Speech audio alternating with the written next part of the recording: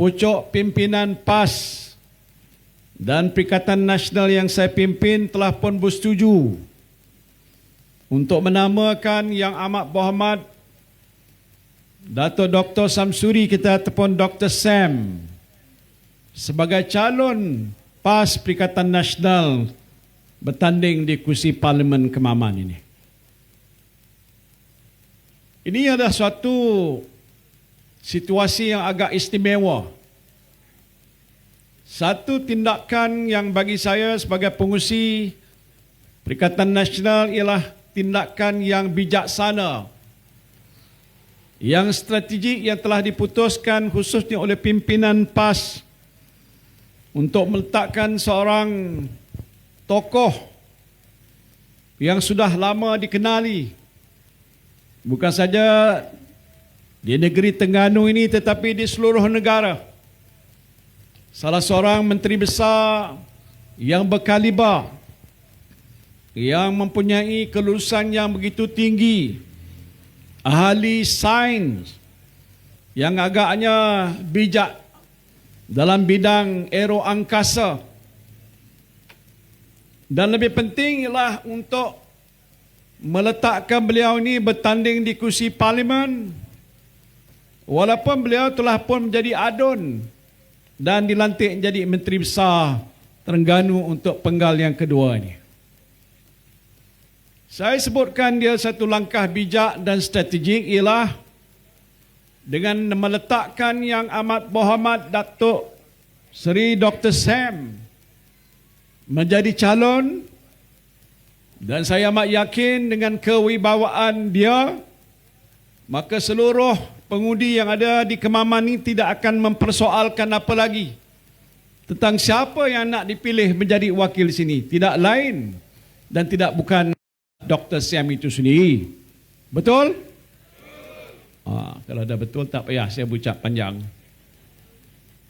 Tetapi memberikan peluang pada beliau untuk berada di Parlimen Malaysia, bergajak daripada menjadi pemimpin negeri untuk beralih dan bersama-sama itu berada di Parlimen. Ini satu langkah yang agak baik, kerana tokoh seperti Dr. Sam ini tidak harus berada di negeri sahaja. Saya sendiri bercakap ni kerana saya juga mempunyai pengalaman, pernah juga menjadi ahli parlimen dan lepas itu menjadi dan menjawat jawatan daripada susah parlimen, timbalan menteri, jadi menteri dan menteri dan menteri. Saya dah tak ingat berapa banyak kementerian yang saya telah pimpin. Tapi juga menjadi Menteri Besar Johor selama 2 penggal, hampir 10 tahun. Lepas menjadi Menteri Besar, tengah-tengah karier politik saya diangkat untuk pergi ke pusat dan memulakan tugas saya menjawat jawatan sebagai Menteri Belia dan Sukan waktu itu. Waktu Sukan Commonwealth dianjurkan dan dikatakan oleh Commonwealth Game Authority sebagai sukan Commonwealth yang terbaik yang pernah dianjurkan selama ini. Tak tepuk tangan pun tak apalah. Penat. Saya menyebutkan itu bermakna itu waktu itu keputusan yang dibuat oleh Yang Amat Berhormat Tun Dr. Mahathir, supaya saya tidak hanya dikenali sebagai seorang tokoh, orang politik dan Menteri Besar Johor sahaja. Saya harus diberikan ruang dan peluang untuk berada di pusat, dan dalam tempoh beberapa penggal saya memegang jawatan ahli-ahli parlimen selain daripada adun di Bukit Serampang. Maka saya berpeluanglah di situ mempelajari selok belok urusan-urusan negara. Yang ini tak boleh dibelajar di peringkat negeri saja, dengan melalui proses daripada satu kementerian ke satu kementerian. Kementerian Belia dan Sukan, Kementerian Perdagangan Dalam Negeri Hal Ehwal Pengguna, Kementerian Pertanian dan Industri Asas Tani, Kementerian Perdagangan dan Perindustrian, Kementerian Pendidikan, dan saya tak ingat lagi lah. Jadi daripada satu tapak ke satu tapak, Saya mempelajari soal urusan negara. Pendek kata, kalau sesiapa pun di sini mengikuti karier politik saya, saya melalui banyak peringkat-peringkat di mana di situlah saya telah pun dapat diberikan peluang mempelajari selok belok urusan negara. Berapa lama dah, saudara? Agaknya. Kalau siapa boleh teka, saya bagi RM10. Hampir 45 tahun. 45 tahun. Daripada waktu usia saya muda sampai sekarang ni, dah 76 tahun usia saya. Walaupun macam orang muda lagi. Jadi bila dah berada di sana, ini waktu zaman UMNO dulu. Sampai yang paling tinggi jawatan saya tidak lainlah timbalan Perdana Menteri. Waktu Datuk Seri Najib menjadi Perdana Menteri. Entah macam mana isu 1MDB timbul dan saya tak boleh membiarkan perbuatan-perbuatan mengkhianati negara dan rasuah itu dilakukan walaupun oleh pemimpin negara. Saya menegur. Kesannya saya dipecat, ditendang keluar. Bukan saja daripada kerajaan tetapi juga jawatan sebagai timbalan Presiden UMNO. Saya tak nak cerita soal saya. Saya nak menceritakan dengan tokoh yang saudara miliki ni. Ni kena jaga betul-betul ni. Jadi kalau beliau ni nanti selepas pilihan raya ini selesai, dan insya-Allah saya jamin ataupun saya rasalah, bukan saya boleh jamin, beliau ni akan terpilih menjadi ahli parlimen Kemaman dengan undi yang lebih besar daripada undi yang diperoleh oleh calon PAS Cikgu Alias yang lalu. Boleh tak begitu? Lagi satu, makna endorsement yang kuat. Bukan saya orang Kemaman tapi Terengganu untuk meletakkan seorang tokoh besar PAS bakal menjadi pemimpin besar negara. Pemimpin paling besar negara apa agaknya? Boleh tak? Pasal beliau lagi muda daripada saya. Saya pun dah merasa jadi Perdana Menteri. Kejap-kejap pun 17 bulan. Tuan-tuan 1 hari pun tak ada jadi Perdana Menteri. Yang saya nak sebutkan ini dari sisi soal politik lah. Dan saya fikir pemimpin utama PAS yang juga datang daripada Terengganu Marang, Yang Berhormat Tan Sri Tok Guru Hadi, memikirkan masa depan. Kerana gabungan PAS dengan Bersatu hari ini sudah menjadi satu gabungan yang disegani dan dihormati. Disokong oleh 80% orang Melayu yang ada di negara kita. Luar biasa, saudara. Dalam waktu UMNO menjadi suatu kuasa besar politik negara, saya menjadi sampai timbalan presiden dia. UMNO tak pernah mencatat sokongan sebesar ini bagaimana yang kita lihat pada hari ini. Never. Tak sampai 70%. Perikatan Nasional, PAS bergabung dengan Bersatu, kita mencipta satu rekod dari sisi sokongan Melayu yang terbesar dalam sejarah negara kita. Alhamdulillah. Sebab itu gabungan PAS Bersatu dan juga gerakan kita sudah ada 74 kursi kalau tak silap saya. Hok 1-2 yang buat PL tu tak apa. Mudah-mudahan mereka insaf. Jadi kita sudah dalam tempoh yang begitu singkat. PAS 72 tahun. Bersatu baru 7 tahun. PAS sudah ada 43 ahli parlimen, Bersatu sudah ada 31 ahli parlimen. Ini baru bermula sejarah hubungan akrab antara dua parti politik Melayu yang terbesar. Parti politik Melayu Islam yang terbesar di negara kita, iaitu PAS dengan Bersatu. Bayangkan, bukan saya trend sokongan Melayu ini terus meningkat dan meningkat.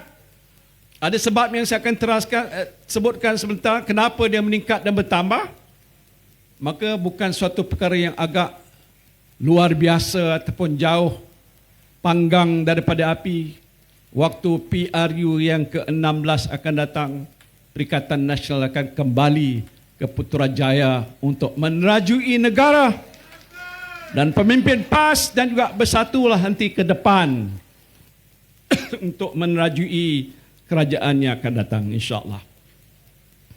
Tapi saya cakap dengan orang, kalau 4 tahun, ramai cakap dengan saya, lama sangat Tan Sri. Kenapa? Kerana tak boleh tahan dengan keadaan kerajaan Madanon yang ada pada hari ini, betul tak?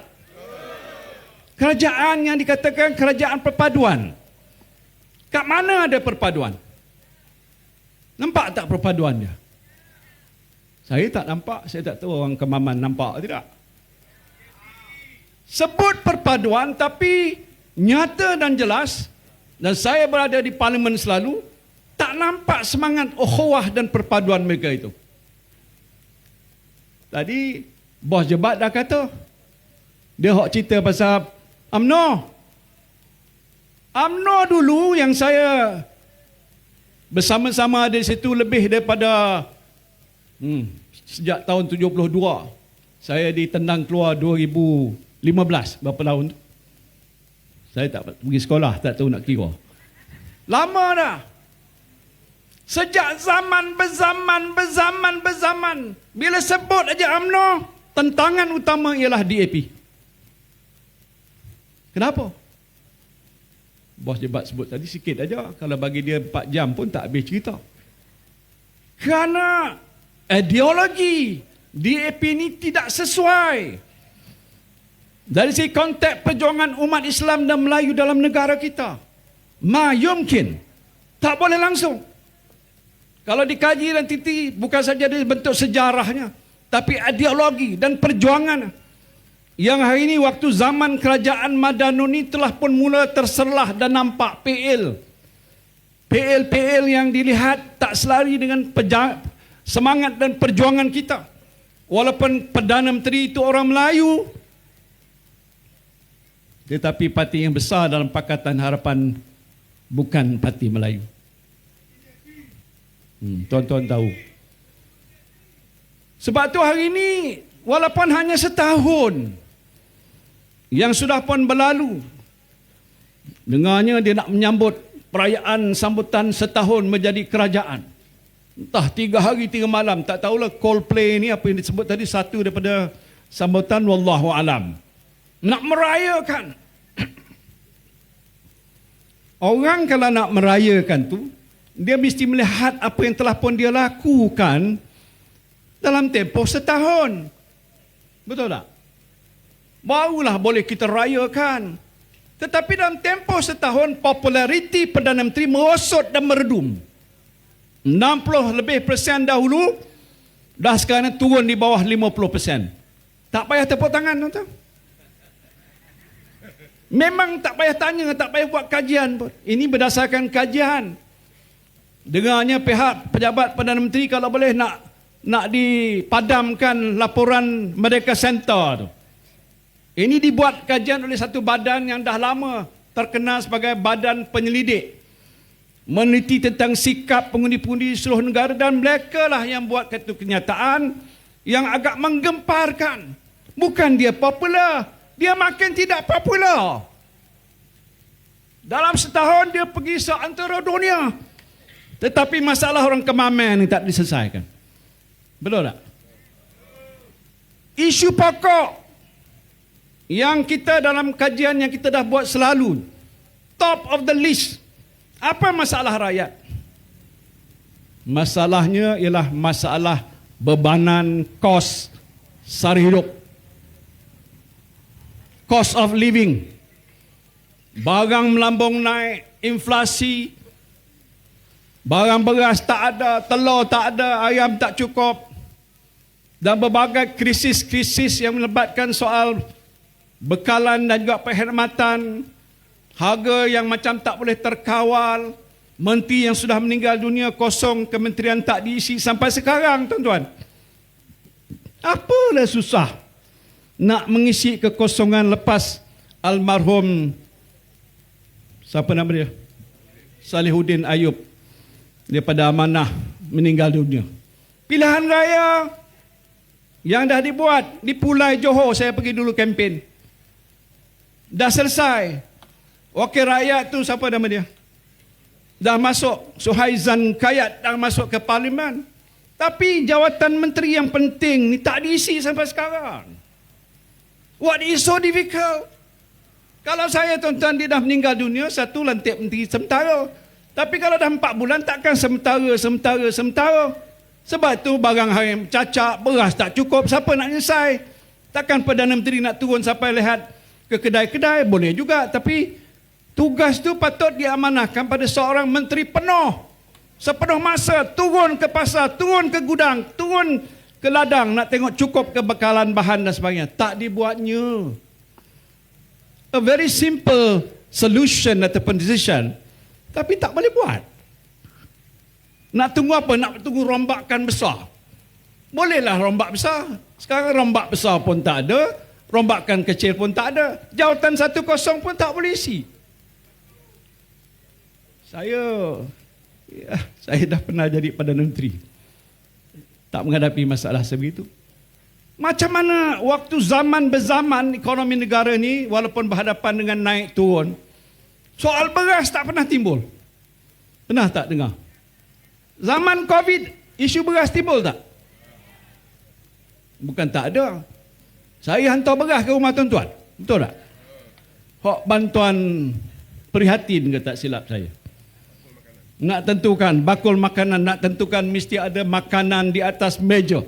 Itu slogan yang saya gunakan. Pasti nak tentukan, jangan orang kita ni, terutamanya yang miskin ni, papa ke dana, mati ke buluh. Tapi dalam keadaan krisis pandemik COVID-19 pun tak berbangkit soal bekalan, tak ada. Zaman dah lepas COVID, masalah bekalan ada. What happened? What happened? Kata orang ni. You don't know. Saya pun heran. Negara kita ni pengeluar beras. Polisinya 70% keluaran beras tempatan, 30% beras yang diimport. Jadi kalau siapa yang nak beli beras import tu adalah, tapi harga mahal sedikit. Sekarang ni lebih banyak beras import daripada beras tempatan. Mana pergi beras tempatan? Siapa sorok? Kalau waktu saya jadi Menteri Perdagangan dan Beli, kalau orang sorok, saya tangkap dia. Saya denda dia. Dan kalau dia berat, dihukum penjara. Siapa dengar siapa kena denda? Apa dah jadi? Ini satu bahagian daripada beratus perkara pokok yang harus ditangani. Ekonomi kita belum tambah pulih, patut lepas COVID tambah baik. Pendapatan kita tidak meningkat dan bertambah, makin menurun. Ringgit makin bercacak naik sehingga nilai ringgit tidak seperti dahulu. Masalah pasaran saham meredum jatuh. Dan pelbagai-bagai masalah yang menunjukkan bahawa dalam tempoh setahun kerajaan Madanun telah pun gagal untuk menguruskan ekonomi. Kalau markahnya 100, tuan-tuan nak bagi berapa? Berapa? Oi, banyaknya. Okeylah 10 saja. Bermakna 10%. Itu orang Kemaman kata. Mungkin tempat lain 5 saja. Pasal rakyat dah tak puas hati. What happened? Saya balik ke kawasan saya selalu. Masih banyak ramai yang bertanya, kenapa masalah sebegini, Tan Sri? Kenapa kerajaan tak dia jalan cepat misalkan? Saya kata, awak tanya Perdana Menteri awak lah. Dia kata dia tak mengaku. Anwar Ibrahim bukan Perdana Menteri saya. Itu soal ekonomi. Waktu kita menghadapi masalah COVID, saya bagi perhatian. Saya menyediakan satu peruntukan fiskal dan bukan fiskal yang disebutkan. Gabungan dua ni, iaitu sumber fiskal kerajaan dan luar daripada kerajaan, gabungkan 530 bilion. Itu banyak tu. Kalau bagi pada orang Kemaman ni ramai jadi milioner. 530 bilion. Dalam tempoh hanya lebih setahun, kita cari sumber-sumber dana kerajaan hampir 90 bilion. Saya memberitahu pada Menteri Kewangan Tengku Zafrul waktu itu tak cukup. Bincang dengan bank. Bank bagi lebih daripada 100 bilion. Apa maknanya? Supaya bank jangan desak peminjam-peminjam ni kena bayar hutang waktu zaman ekonomi tutup. Ini banyak syarikat-syarikat sederhana, kecil dan juga mikro mendapat faedah daripadanya. Mengeluarkan KWSP. Siapa di sini dapat faedah? Pinjaman ataupun keluaran KWSP dibenarkan. Walaupun di awal-awal saya mengambil masa sedikit, tapi akhirnya kita keluar Air Sinar, Air Lestari, apa lagi air? Air Citra. Biar kita keluarkan peruntukan untuk meringankan beban. Bermana kerajaan Perikatan Nasional waktu itu bersikap prihatin dan juga tahu tentang isu dan masalah. Tak mengambil masa yang terlalu panjang nak menyelesaikan masalah rakyat. Hari ini dah setahun. Apa dah jadi? Banyak dulu penganalisa ekonomi yang kata ini hebat. Perdana Menteri Anwar Ibrahim is among the best person to become the Prime Minister. Sekarang ni semua ni dah mengata balik. Allah, tak sangka Anwar Ibrahim yang dikatakan cukup hebat, tapi tak dapat menyelesaikan ekonomi negara satu daripada dia. Dia lebih mementingkan soal nak menunjukkan dia ni sebagai seorang negarawan ulung. Pergi ke seantero dunia. Dalam keadaan ekonomi negara belum baik, jangan pergilah. Kalau penting pun hantarlah banyak timbalan tu, dia buat kerja apa? Mungkin dia tak percaya dengan timbalan dia pun. Lantik sampai 2 orang. Dia yang pergi mengembara seantero dunia. Balik 2-3 hari, terbang lagi. Balik 2 hari, terbang lagi. Waktu saya ingat ada 2 kali saya. Ialah waktu itu zaman COVID. Tapi saya pergi Indonesia. Masuk dalam gelembung COVID ni, kita nak elak supaya jangan terkena COVID. Sekarang tak ada COVID, jadi dia balik sekejap, dia pergi lagi. Saya tak katakan bahawa lawatan tu tak penting. Tapi antara masalah negara dengan isu lawatan ke luar negara, nak menyelesaikan masalah-masalah lain, tentu yang lebih penting ialah masalah negara. Ini mesti diselesaikan dulu. Ini masalah kita. Jadi sebab itu situasi negara sekarang sudah tidak baik. Tetapi yang saya bimbang dan takut saudara ialah banyak penganalisis ekonomi antarabangsa dah menyatakan tahun depan, bila tahun depan? Berapa bulan lagi? Tahun 2024 ekonomi dunia akan mula merosot. Akan bertambah muram. Ini bukan saya kata. Persoalan yang nak ditanya pada Anwar Ibrahim, apa kerajaan Madanun nak buat untuk mengenangi masalah ini? Supaya dengan keadaan yang sudah merosot, rakyat tidak akan tertekan hidupnya. Dengan sebab pendapatan tak bertambah, barang melambung naik, barang tidak ada, masalah pekerjaan mungkin sebahagiannya akan diberhentikan, pendapatan tidak bertambah dan macam-macam isu yang lain. Kalau saya punya pandangan, kalau itulah yang diramalkan oleh pakar antarabangsa yang kita tak boleh orang kata ketepikan, patut Perdana Menteri dah ada satu perancangan tentang apa yang dia akan buat untuk nak menentukan kesan daripada kemerosotan ekonomi ini tak membawa beban kepada negara.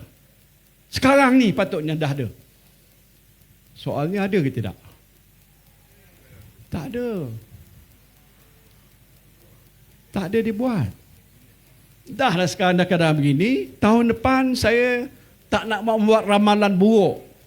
Tapi saya jangka keadaan akan menjadi lebih menekan, lebih susah. Kerana tak dilihat sekarang yang ada kerajaan pada hari ini bertindak secara proaktif untuk nak menyelesaikan masalah rakyat. Itu masalah kita. Sebab tu ramai orang jumpa saya, tanya saya, bila lagi Tan Sri? Mula-mula saya buat tak tahu. Dia tanya lagi, bila lagi Tan Sri? Saya kata kenapa? Ini, saya tak boleh tahan ni. Kerajaan ni kalau lama lagi macam mana saya teruk? Saya tak boleh cakap kat sini lah. Macam mana nak buat? Kita melalui sistem demokrasi, penentunya lah rakyat. Rakyat pilih wakil rakyat. Macam hari ni kita nak pilih yang berhormat Dr. Sam. Kalau semua orang macam Dr. Sam yang ada dekat parlimen tu bersetuju dengan keadaan yang tak baik, jangan duduk kat bawah Pakatan Harapan Barisan Nasional lah. Betul tak? Barisan Nasional dah tenggelam dah. Saya kenal dengan calon Barisan Nasional ni, Tan Sri bekas Panglima Angkatan Tentera. Bagus orangnya. Tapi tadi dia beritahu dia tak tahu dia bertanding ni Parlimen Kedun.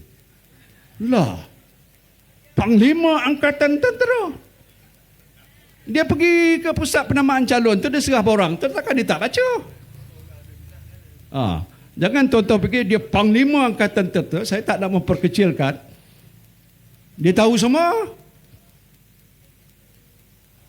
Orang baik. Tapi dia masuk dalam kapal yang dah nak tenggelam. Kapal Perikatan Nasional ni tengah mara ke depan ni, tak ada pun sign nak tenggelam. UMNO dah tenggelam. Pilih calon jadi dalam UMNO ni nak buat apa?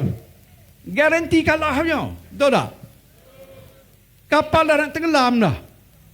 Mana dia punya presiden ni? Mana dia? Hak mana dia pergi? Katanya dia melalui rawatan. Kita tak boleh nak kata apa-apa orang senang sakit ke apa semua sekali itu. Tapi kat mana? Di mana pemimpin UMNO? Sebab tu kalau di sini kat belakang ke ada kawan-kawan lama saya orang UMNO, lupakanlah UMNO tu. Apa hukumnya? Harus. Mungkin juga sunat agaknya. Dapat pahala.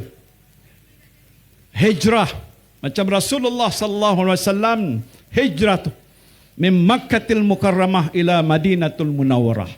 Meninggalkan yang lama, zaman-zaman gelap. UMNO sudah hancur dibawa oleh Zahid. Come, join us. Perikatan Nasional masuk PAS. Boleh bersatu pun boleh. Kalau pun belum bersedia nak masuk, tak apa ni PRK Kemaman ni. Mu masuk kat tempat buang undi, hok nak pangkah siapa? Pangkah ni lah. Jangan pangkah tu. Dan saya tahu dalam PRU yang lepas, sebahagian daripada yang menyokong calon-calon Perikatan Nasional tu ialah datang daripada ahli-ahli UMNO. Saya sendiri dipaguh 40% yang undi saya dapat, UMNO sokong saya. Majoriti saya melambung naik. Hok semua calon-calon PAS dan bersatu yang di tengah tu menang besar dah, satu hair lagi. Majoriti besar. Tak boleh dapat apa-apa majoriti. Tak pernah berlaku dalam sejarah. Lawan dengan mantan menteri besar. Hancur dia buatnya dia. Sebab tu dia tak berani nak tanding kat sini pun. Itu keadaannya. Jadi jangan pangkah langsung pada pihak Barisan Nasional. Merugikan. Betul saya cakap ni bukan apa. Kalau dia menang pergi parlimen, dia nak duduk kat mana? Kok tak tahulah kalau dia dijanjikan jawatan menteri pertahanan kok. Tak tahulah, saya tak boleh nak kata apa. Tapi saya fikir dia tak akan sampai ke mana. Pasal parti dia sendiri yang kata tegak berdiri atas dasar perjuangan Islam Melayu nasionalisme. Zaman dia tertubuh tahun 1946, hari ini dah hancur dah. Dah hampir berkubur dah. Jadi kira bertanding ni Kemaman ni seorang aja. Dr. Sam aja. Boleh tak sokong 100%? Boleh. Jadi saya tak nak ucap panjang, dah panjang pun. Saya nak minta izin lepas ni nak balik Kuala Lumpur, besok pagi ada parlimen. Tapi saya dah rasa dah, walaupun duduk tak lama berapa jam di Kemaman ni, siang sampai malam nampak suasana cukup baik. Laporan yang saya terima semua kata menang. Jadi saya pegang pada kenyataan menang. Cuma yang disebut juga kita nak pastikan supaya calon kita ni mendapat majoriti yang lebih besar lagi. Bukan takabur, itu hasrat dan tak salah kita berkata begitu, dengan syarat sama pengundi yang ada di kawasan Parlimen Kemaban keluar mengundi. Hujan, ribut, taufan, halalintar sekalipun datang, kita bertekad dan azam ini adalah satu kewajipan yang kita akan tunai dan kita akan turun ke bawah pergi ke pusat pembuangan undi untuk memberikan undi kepada Dr. Sam kita.